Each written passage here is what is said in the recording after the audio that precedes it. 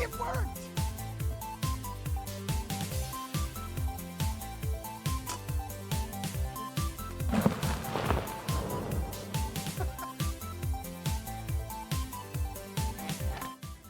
It's not magic, it's science.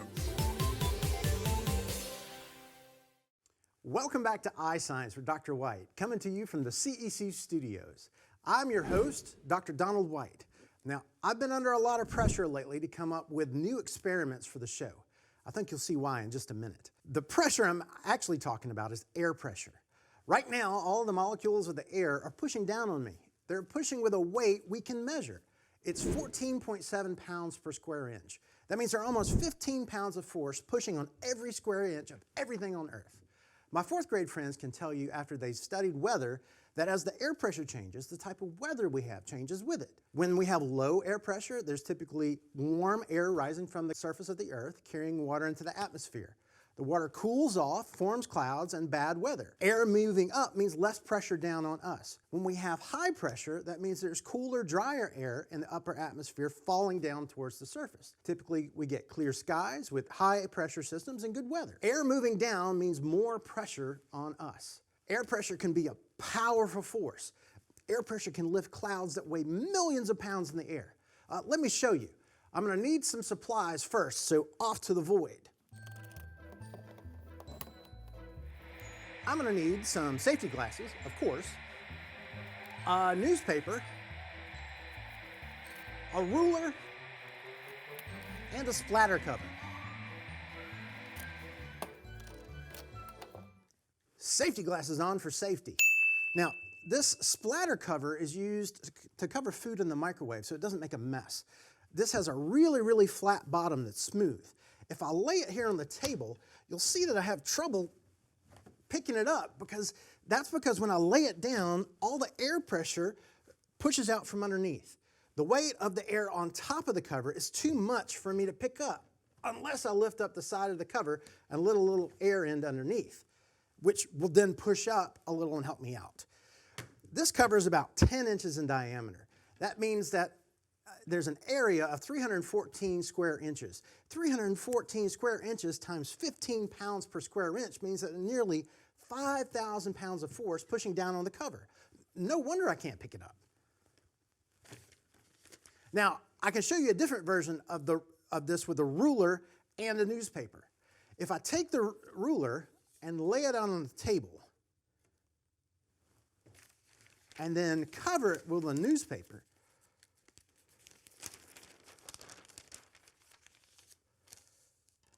you'll see that when I push down on it, it has trouble moving because of the air pressure holding it down.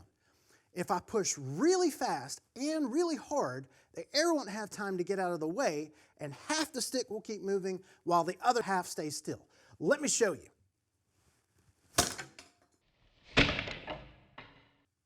How about that? There are nearly 500 square inches of newspaper. That means there are nearly 7,000 pounds of force pushing down on the paper. Now, air pressure pushes in all directions here on Earth, not just down. To show you, I'm going to need a few more things from the void. I'm going to need an Erlenmeyer flask, a lighter, and a boiled egg with some birthday candles in it.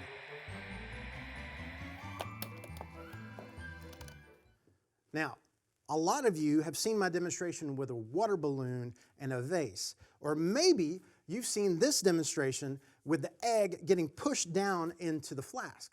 I'm going to show you how the egg gets pushed up into the flask. First, I'll light the candles.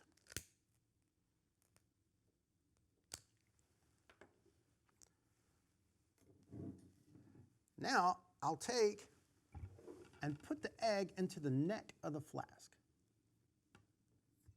Wow, look at that! It got pushed up into the flask. When I pushed the lighted candles into the flask, that warmed the air inside of the flask, causing it to expand, and some of it snuck out around the flask. This meant that there was less air pressure inside the flask and more air pressure outside the flask, so the egg was pushed into the flask. When you have more force pushing one way, you get motion in that direction.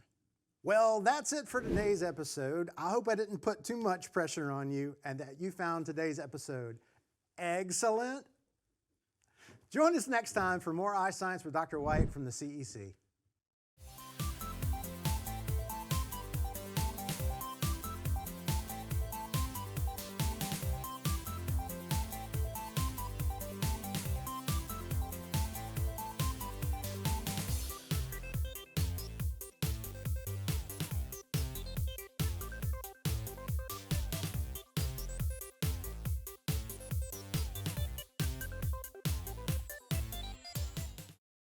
This has been an original production for the CEC Network.